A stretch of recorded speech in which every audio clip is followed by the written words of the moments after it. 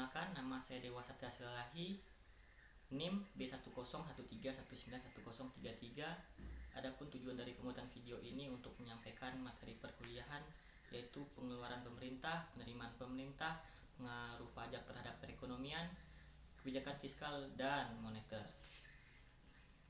Langsung masuk dalam materi. Pengeluaran pemerintah.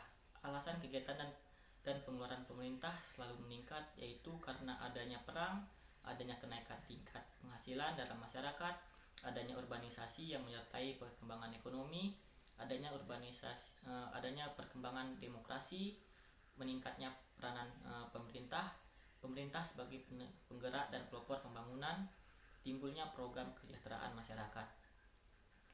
Sifat-sifat pengeluaran pemerintah yaitu pembelian barang atau jasa baik yang langsung dikonsumsi maupun untuk dihasilkan barang lain lagi. Pemindahan uang kepada individu untuk kepentingan sosial, kepada perusahaan sebagai subsidi, atau mungkin pula kepada negara sebagai individu. Penggolongan pengeluaran pemerintah ada 5. Pengeluaran yang self-liquidating, pengeluaran yang reproduktif, pengeluaran yang tidak self-liquidating dan tidak pula reproduktif, pengeluaran yang tidak produktif dan bersifat pemborosan, pengeluaran yang merupakan penghematan untuk masa yang akan datang. Kebijakan subsidi. Salah satu bentuk pengeluaran pemerintah dapat berupa transfer atau subsidi yang sering pula diartikan sebagai pajak yang negatif. Dalam mengkonsumsi suatu barang, konsumen hanya diwajibkan untuk membayar kurang dari harga barang yang sebenarnya, dan selisihnya akan ditanggung oleh pemerintah agar jangan sampai merugikan produsen barang tersebut.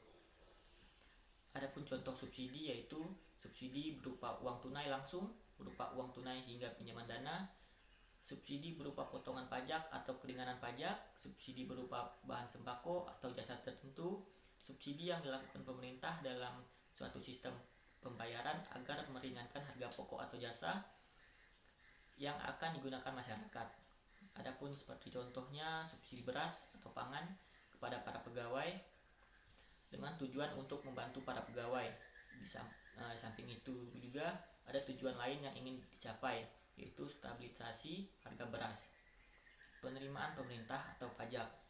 Penerimaan pemerintah dibagi menjadi 2, pajak dan bukan pajak. Untuk pajak sendiri ada umum dan khusus. Untuk yang umum ada PPh, PPN dan lain-lain. Untuk khusus ada PKB, BBMKB dan lain-lain.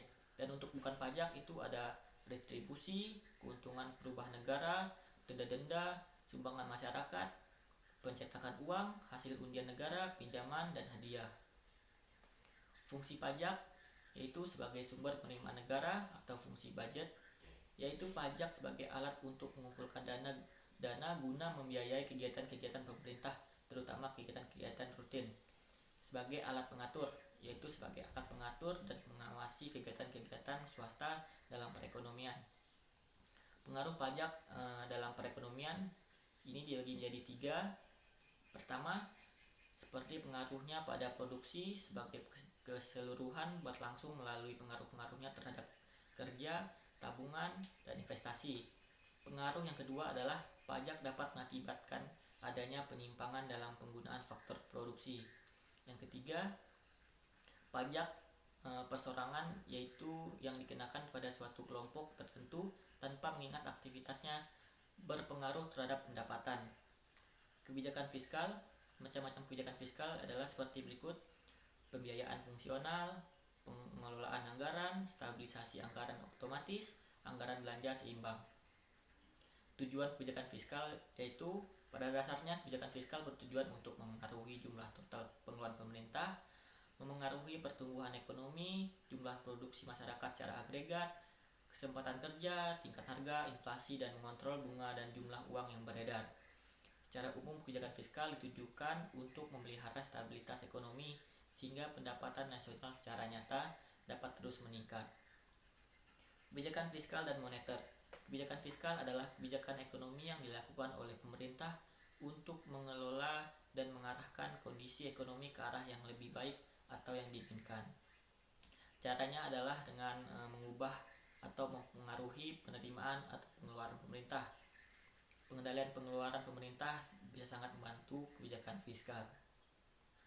Tujuan dari kebijakan fiskal itu sendiri adalah mencapai kestabilan perekonomian nasional, memacu pertumbuhan ekonomi, mendorong laju investasi, membuka kesempatan kerja yang luas, mewujudkan keadilan sosial sebagai wujud pemerataan dan pendistribusian pendapatan, mengurangi pengangguran, mencapai stabilitas harga barang dan jasa agar terhindar dari inflasi. Kebijakan ekonomi moneter. Kebijakan moneter adalah sebuah kebijakan yang dikeluarkan oleh bank sentral dalam bentuk pengaturan persediaan uang untuk mencapai tujuan tertentu. 5 instrumen kebijakan moneter yaitu seperti berikut: kebijakan operasi pasar terbuka, kebijakan diskonto, kebijakan cadangan kas, kebijakan kredit ketat, dan kebijakan dorongan modal. Ini kebijakan dorongan moralnya. Adapun sekian dari video ini, kiranya bermanfaat. Saya ucapkan terima kasih.